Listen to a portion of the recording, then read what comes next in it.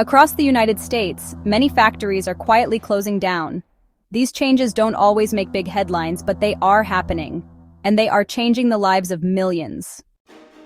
Some states are losing thousands of manufacturing jobs, and with those jobs go the hopes of many small towns and families.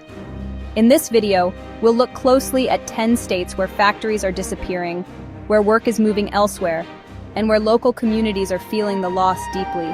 You might be surprised where these places are, and why this is happening right now. 10. Michigan. Michigan has long been known as America's car-making heartland. But in 2025, things are changing fast. Since the start of the year, Michigan has lost nearly 13,000 factory jobs. Almost half of those were in the auto industry. The big story politicians talk about is the move to electric vehicles.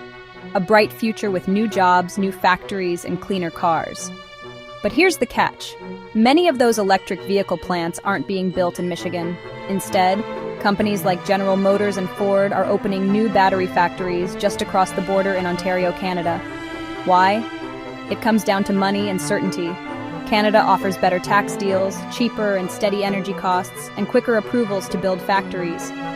So while Michigan waits for new jobs to show up, Ontario is quietly getting bigger and busier. For example, Ford is expanding its Oakville plant in Ontario, and Windsor is switching to new electric vehicle parts. But in Michigan, many older factories are closing one after another, leaving empty spaces and fewer workers. 9. Ohio. Ohio has also seen big factory losses recently. In the last year, Ohio lost almost 10,000 manufacturing jobs, mostly in auto parts and electronics. One project that was supposed to bring hundreds of jobs, building modules for GM's Bright Drop electric vans, was shifted to Ingersoll, Ontario. The shift is more than just cars. Canadian provinces are attracting American suppliers with green energy incentives and clean power subsidies. These deals make it easier and cheaper for companies to build and run factories there. Meanwhile, many Ohio towns are waiting for new investments that don't come. Factories are staying silent, and the hope for new jobs keeps fading. So Pennsylvania. Steel and aluminum have really been the backbone of manufacturing here for decades. But you know, the state lost more than 5,400 factory jobs just this year alone, especially in places like Pittsburgh and Allentown. Even high-tech work, like robotics and making semiconductors, is heading north. Some U.S. steel companies are opening new plants in Hamilton, Ontario, where cheap hydroelectric power and big tax breaks really make a difference. And even though the U.S. has tariffs on imported steel, Canada counts as North America under trade rules, so companies can avoid penalties while still selling in the U.S. Another surprise? Erie, Pennsylvania.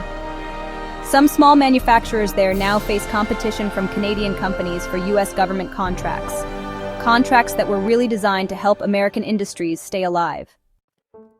Now, New York's manufacturing story is also shifting. In 2025, over 6,200 factory jobs disappeared across the state, with Buffalo and Rochester taking some of the heaviest hits. One reason, according to experts, is what they call cross-border leakage.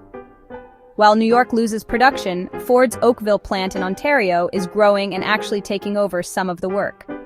Canada's government recently announced a $13 billion plan to support electric vehicle production, and honestly, this is pulling entire supply chains north.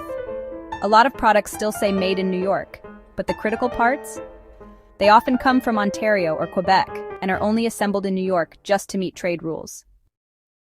California, famous for its tech and innovation, is also facing some factory troubles. Since January, the state has lost more than 11,000 manufacturing jobs, mainly in plastics, semiconductors, and aerospace parts. Many tech companies keep their headquarters in Silicon Valley, but they're moving important parts of their production to Canada. The biggest reason? Energy costs. Factories in Quebec pay less than 6 cents per kilowatt hour for electricity. In California, that price is over 30 cents. That's 5 times higher. This huge difference really pushes companies to build plants where energy is cheap and reliable, not where costs are just skyrocketing. Texas's population is growing fast, but, manufacturing jobs are not really keeping up. In 2025, the state lost more than 8,700 factory jobs, especially in industrial machinery and petrochemical parts. Alberta, Canada, is actually becoming a new hub for energy technology companies that were born in the US. Cheaper electricity and faster permits in Alberta are attracting oilfield equipment plants that used to be in Houston. Some factories have already moved north to Calgary to save millions. Meanwhile, in Texas, a lot of those lost factory jobs are just not coming back. Instead, there are more part-time logistics jobs popping up to help bring Canadian-made products back to American oil fields. Illinois is seeing its factories grow quiet with, honestly, a lot of workers leaving and orders just drying up. This year, Illinois lost over 9,300 manufacturing jobs, mostly in electronics and industrial tooling. The Chicago area, which was once such a strong center for contract manufacturing, is now watching as companies move to the Windsor corridor in Ontario. The reasons are pretty clear: faster customs clearance, rail lines that go directly to US customers, and government incentives that Illinois just can't match. Some companies have even opened plants in Canada just to survive the high costs of operating fully in the US. Indiana faces more than just factory closures. Entire communities are in trouble. Almost half of rural hospitals in the state are at risk of closing. When hospitals close, families leave to find care elsewhere, property values drop, and small local businesses shut down. Indiana also has one of the highest rates of opioid overdoses in the country. Many overdose deaths happen in counties where factory jobs have disappeared, creating a difficult cycle to break. Minnesota is losing people, and with them, strength and resources. Nearly 20,000 people left the state in the last year. Many were young professionals or people with higher incomes. When they leave, the state loses tax money, spending power, and future growth potential. More than 80% of rural counties in Minnesota now have too few doctors, and some hospitals have already shut down. In parts of Minneapolis, violent crime has risen sharply since 2020, hurting public trust. Wisconsin's manufacturing decline is deep and lasting. Since the early 2000s, the state lost over 100,000 manufacturing jobs. Cities like Janesville and Manitowoc struggled to stay alive. The dairy industry, once a major source of pride and income, is collapsing. Nearly half of small dairy farms have closed in just over a decade. When farms disappear, the whole local economy shrinks. Suppliers, truckers, and shops lose business. Small towns slowly empty out. These 10 states show a quiet but serious trend. Manufacturing jobs are disappearing, communities are struggling, and economic power is shifting. While many focus on big cities or the national economy, the reality in these places is tough and often overlooked.